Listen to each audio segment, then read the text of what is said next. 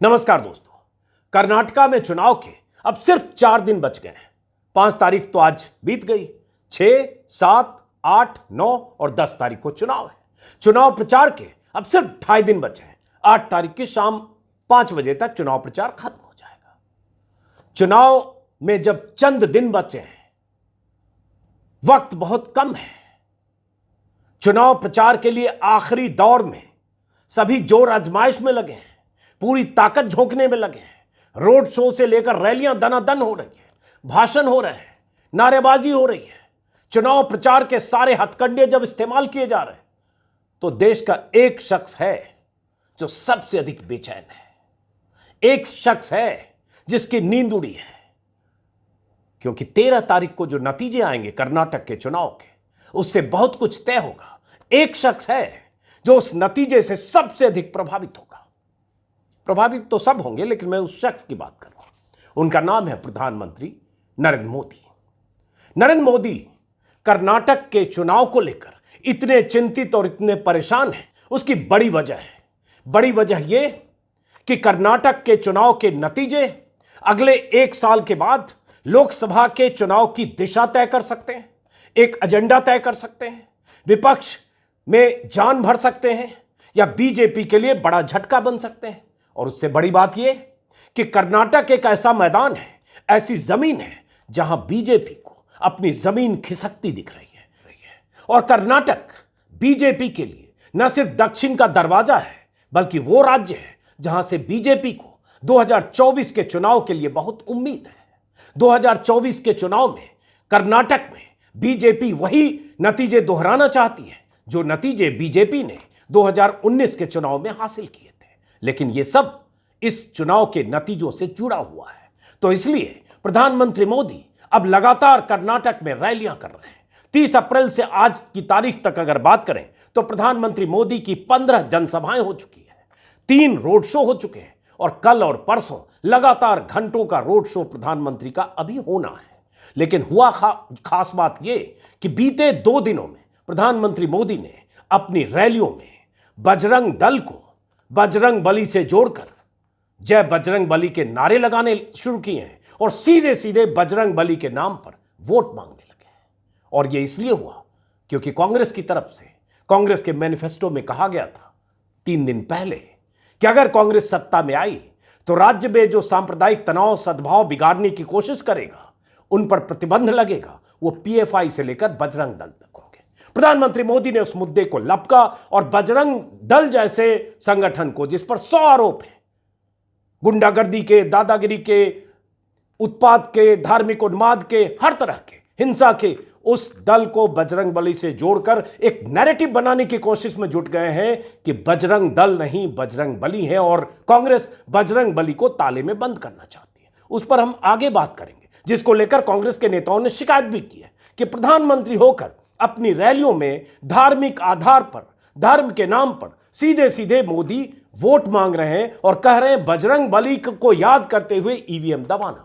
तो चुनाव की आचार संहिता का तो उल्लंघन है, लेकिन ऐसा लगता है कि अगले 2.5 दिन तक प्रधानमंत्री मोदी और बीजेपी नेताओं के भाषण में, उनके प्रचार में बजरंग बली छाए रहेंगे। तो इसकी एक बड़ी वजह है। बड़ी वजह यह है, जैसा कि मैंने शुरू में कहा, कि बीजेपी को अंदाजा है, अनुमान है, डर है कि उनकी जमीन खिसक रही है, और 13 तारीख को जो नतीजे आएंगे वो नतीजे उनके मन मुताबिक नहीं होंगे। और यही डर बीजेपी को बजरंग बली की शरण में जाने को मजबूर कर रहा है। इस बीच हुआ ये कि आज कांग्रेस के नेताओं ने कर्नाटक में बेंगलुरु में एक प्रेस कॉन्फ्रेंस किया। प्रेस कॉन्फ्रेंस में उन्हीं आरोपों को दोहराया जो कांग्रेस या विपक्ष के नेता लगातार बीजेपी सरकार पर लगा रहे हैं। 40% कमीशन वाली सरकार, और यही वो आरोप है जो कर्नाटक की जनता बीजेपी की सरकार पर चस्पा करती है, और यही वो डर है जिससे बीजेपी और बीजेपी के तमाम दिग्गज बजरंग बली की शरण में आखिरी दौर में जा रहे हैं। आज के अखबारों में, कर्नाटक के अखबारों में, बेंगलुरु संस्करण में, the Hindu, times of India और एक्सप्रेस में पूरे पन्ने का विज्ञापन छपा है। मेरे स्क्रीन के दोनों तरफ आप विज्ञापन देख रहे हैं। एक द हिंदू का पेज है, एक इंडियन एक्सप्रेस का पेज है, टाइम्स ऑफ इंडिया का भी पेज है। और इस विज्ञापन में कांग्रेस ने, पूरे पन्ने के विज्ञापन में, जो करप्ट प्रैक्टिस वाली जो सरकार है, जो आरोप है कर्नाटक सरकार पर, उसकी एक लिस्ट छापी है, करप्शन रेट कार्ड। और यही करप्शन, यही मुद्दा है जो चूंकि बीजेपी सरकार पर चिपक रहा है, इसलिए बीजेपी नेता इससे बचते हुए बाकी मुद्दे उठाने की कोशिश कर रहे हैं, जिसमें सबसे बड़ा अब उन्होंने बना दिया है बजरंग बली। पहले आपको याद होगा कि पहले रैलियों में प्रधानमंत्री मोदी एक लिस्ट लेकर गए थे कि उन्हें 91 बार गालियां दी गई। ये स्क्रीन पर जो लिस्ट देख रहे हैं, जो करप्शन रेट कार्ड देख रहे हैं, जो अखबार का विज्ञापन है, कांग्रेस ने आज वहां प्रेस कॉन्फ्रेंस में भी जारी किया, जिसमें लिखा हुआ सीएम के लिए 2500 crore, minister post 1500 crore, appointment and transverse rate.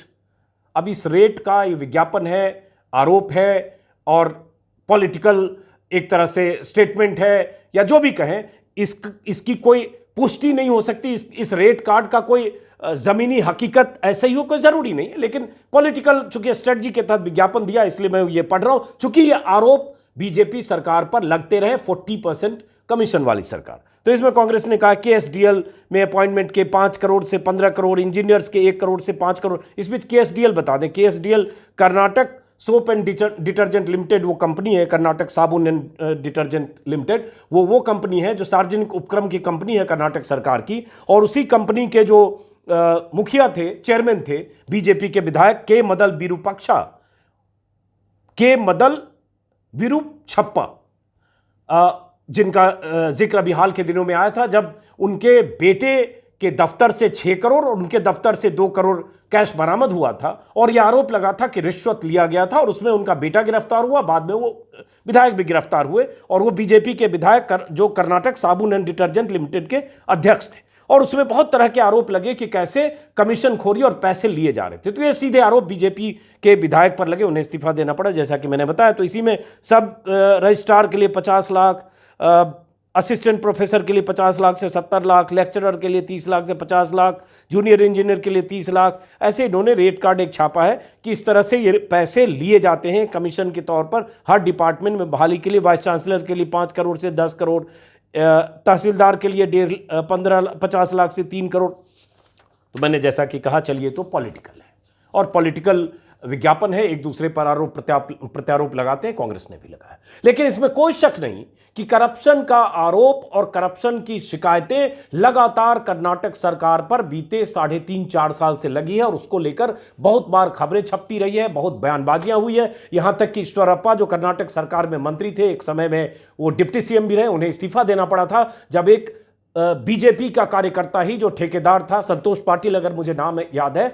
जिसने जान दे दी थी, और अपनी आखिरी चिट्ठी में उसने लिखा था, प्रधानमंत्री मोदी तक को चिट्ठी लिखकर कहा था कि उनसे ठेके के नाम पर, ठेका जो दिया गया, जो उसने काम किया ठेके के लिए, उसके नाम पर उनसे 40% कमीशन मांगा जा रहा था, और उनका पेमेंट नहीं किया गया, और उसने अपनी जान दे दी थी। और उसके बाद ईश्वरप्पा को इस्तीफा भी देना पड़ा। लेकिन उसी ईश्वरप्पा को मोदी ने अभी फोन किया था, पीएम मोदी ने, कि चूंकि उनका टिकट कट गया, पीएम मोदी को लगा स्थानीय स्तर पर उनकी नाराजगी पार्टी को नुकसान न पहुंचाए, इसलिए उन्होंने कॉल किया था कि आपने अच्छा किया, पार्टी के अनुशासन के मुताबिक आप पार्टी के साथ है। तो ये तो बीजेपी के भीतर की बेचैनी है। लेकिन और दूसरी बात क्या है जिसकी वजह से प्रधानमंत्री मोदी लगातार बजरंग बली का जिक्र कर रहे हैं, जिसकी शिकायत तक कांग्रेस पार्टी ने की है, कि जिस ढंग से करप्शन के जो आरोप लगे, और उस करप्शन के आरोप को लेकर तमाम कहानियां सामने आई, और उसके बाद कांग्रेस लगातार जो आक्रामक हुई, उस आक्रामकता का जवाब चूंकि बीजेपी के पास नहीं है। जैसे इसी बीच सर्वे आने लगे,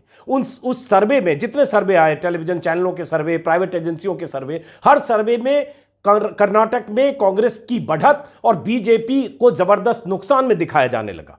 इससे बीजेपी नेताओं को लगा कि स्थितियां कहीं बहुत खराब हो रही हैं। तो अब आखिरी दांव है कि फिर वही जो बीजेपी की पिच है, जिसमें धार्मिक तौर पर हिंदुत्व के एजेंडे को आगे बढ़ाना, जो अब तक नहीं चला था, जो अब बीजेपी चलाने की कोशिश आखिरी दौर में कर रही है। तो आज जयराम रमेश समेत कांग्रेस के कई नेताओं ने, सुरजेवाला ने एक स्क्रीनशॉट शेयर किया है जो न्यूज़ 18 का कोई सर्वे है, और ऐसे सर्वे बीते 1 महीने में कई चैनलों के आए हैं, जिस सर्वे में बताया गया, जयराम रमेश और सुरजेवाला ने ट्वीट करते हुए, this is the reason for utter desperation and frustration of PM Modi.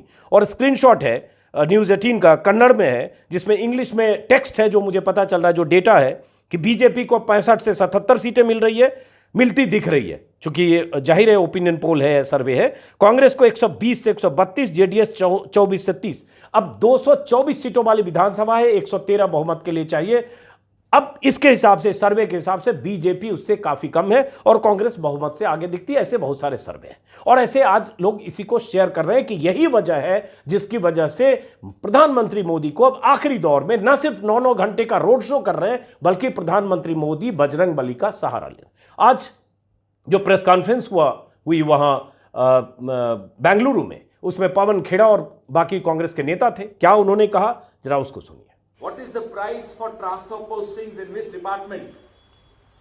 This, I'm afraid, is the sad reality of the outgoing government. This is the reason why they'll be relegated to 40 seats.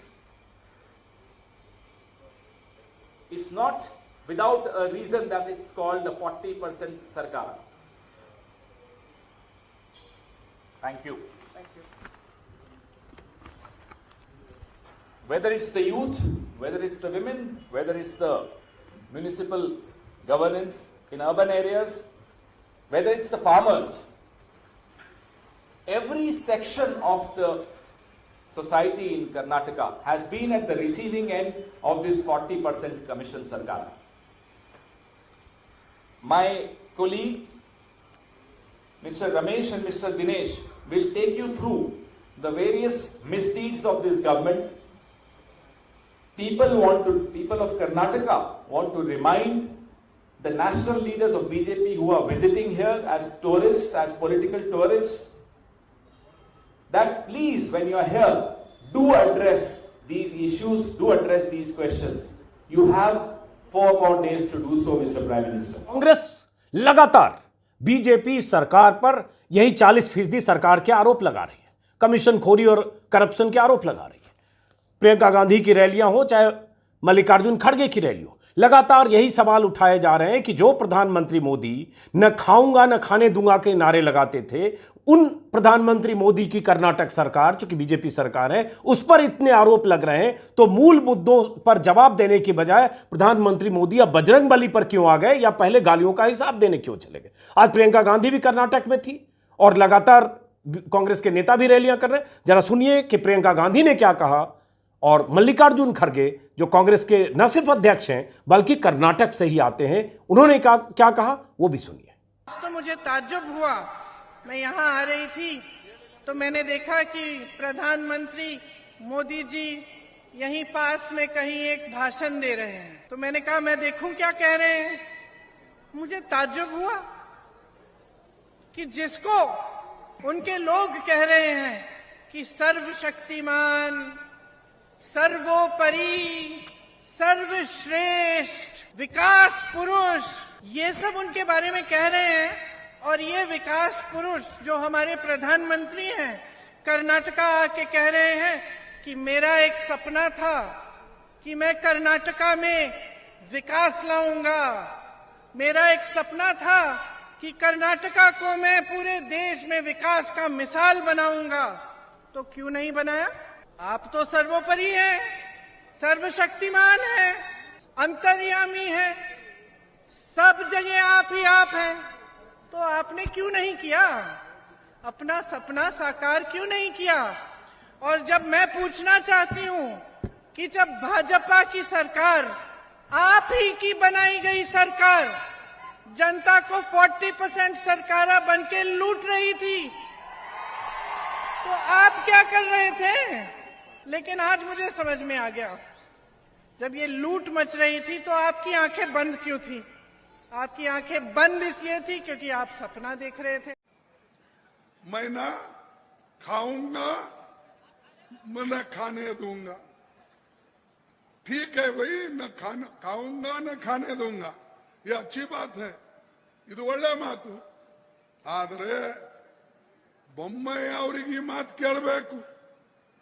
ನಿಮ್ ಪಕ್ಕದಲ್ಲೇ ಕುಂತಿರ್ತಾರಲ್ಲ BJP ಸರ್ಕಾರದ ಮಂತ್ರಿಗಳು, ನಿಮ್ ಪಕ್ಕದಲ್ಲಿರ್ತಾರೆ, ಅವ್ರಿಗೆ ಕೇಳಿ, भाई लोग ऐसा बोल रहे हैं 40% कमीशन देना, यहां लोग बोलते हैं, तो वो 40% आप किसको दे रहे? तो ये तो करप्शन का मुद्दा है जिससे बीजेपी नेता भाग रहे हैं।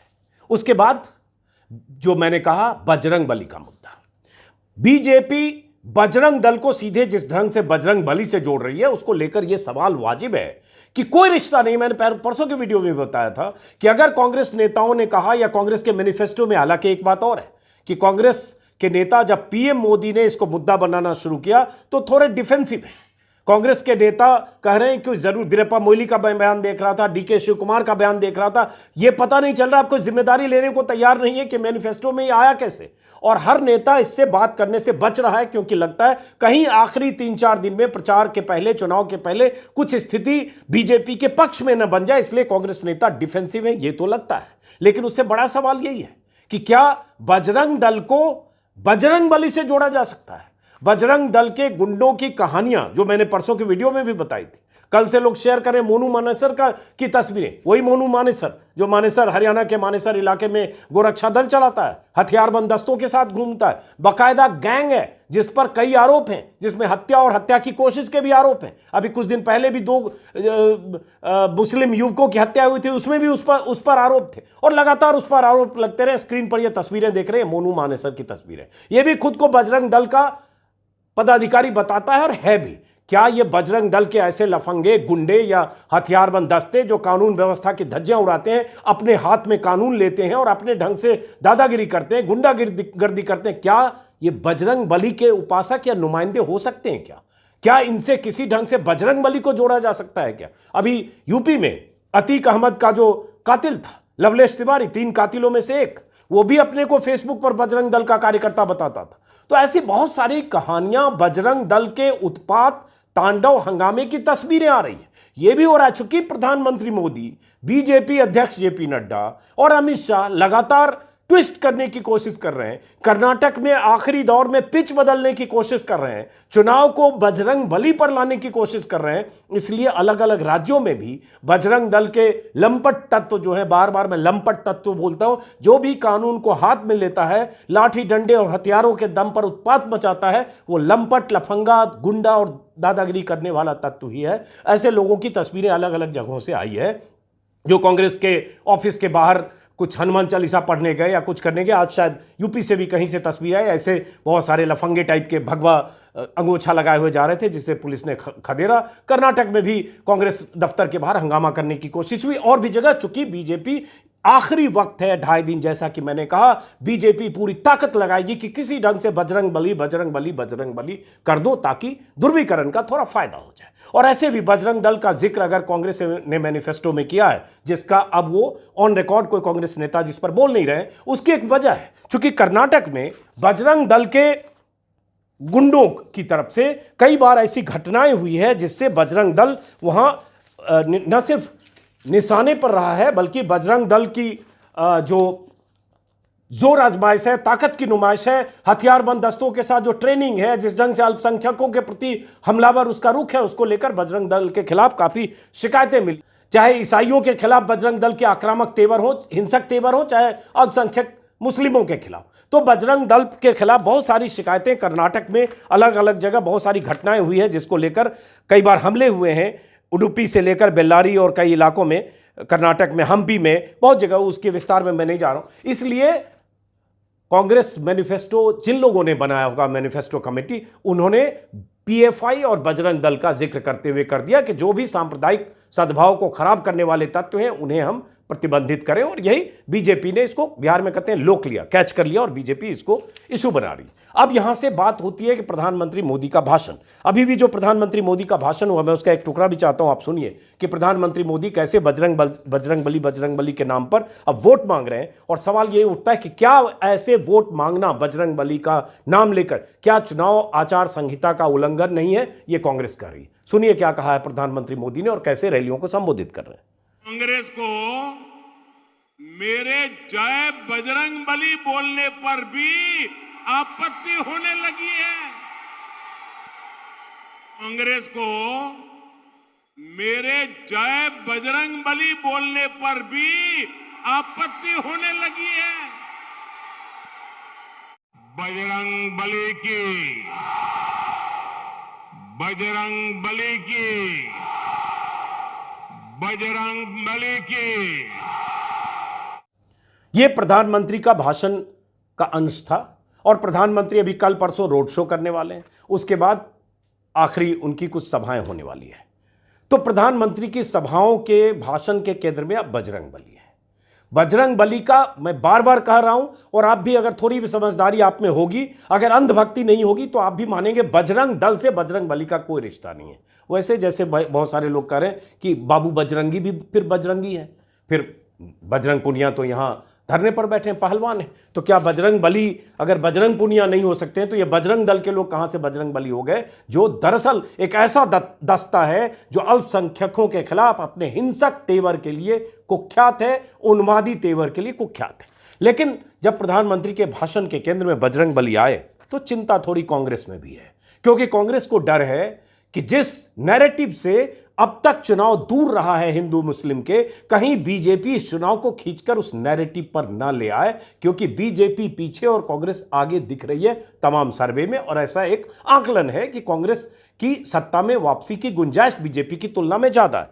तो कांग्रेस के नेताओं ने चुनाव आयोग को शिकायत की है, जिसमें कहा है कि प्रधानमंत्री ने रैलियों में अपने संबोधन में कांग्रेस पार्टी की आलोचना की है। वो तो ठीक है, लेकिन भगवान हनुमान और बजरंग बली के नारे लगाकर उन्होंने कांग्रेस को हिंदू विरोधी पार्टी बताया है, और प्रधानमंत्री इस चुनाव आयोग से अनुरोध किया है कि आदेश पारित करके माननीय प्रधानमंत्री को धर्म के नाम पर वोटों के ध्रुवीकरण करने के लिए चुनावी रैलियों या भाषणों में हिंदू देवताओं का नाम लेने से, देवी देवताओं का नाम लेने से बचने के निर्देश दें। ये शिकायत की है कि मोदी अपनी रैलियों में हिंदू देवी देवताओं का जो नाम ले रहे हैं और नाम लेकर जिस ढंग से वोट मांग रहे हैं कि बजरंग बली को ताला लगाने का फैसला कांग्रेस ने किया है, तो जय बजरंग बली का नारा लगाकर या बजरंग बली को याद करके वोट दो, ऐसे प्रधानमंत्री अपने भाषणों में करें। इसके खिलाफ चुनाव आयोग में शिकायत की। आपको पता है कि चुनाव आयोग कैसे काम करता है, कैसे काम करता है उस पर जाऊंगा, विस्तार से वीडियो हो जाएगा। हालांकि अभी सुप्रीम कोर्ट का एक फैसला कुछ दिन पहले ही आया था कि चुनाव आयोग में नियुक्ति कैसे होती है, और जब नियुक्ति वैसे होती है तो चुनाव आयोग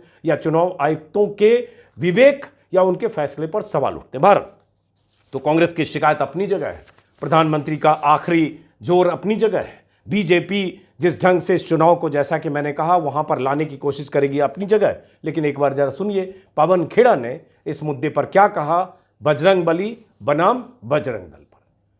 I want to remind you all, I suddenly remembered, 2009, Goa, Mr. Parikar was the chief minister. He banned Ram Sena. 9 and then 14 it was again extended.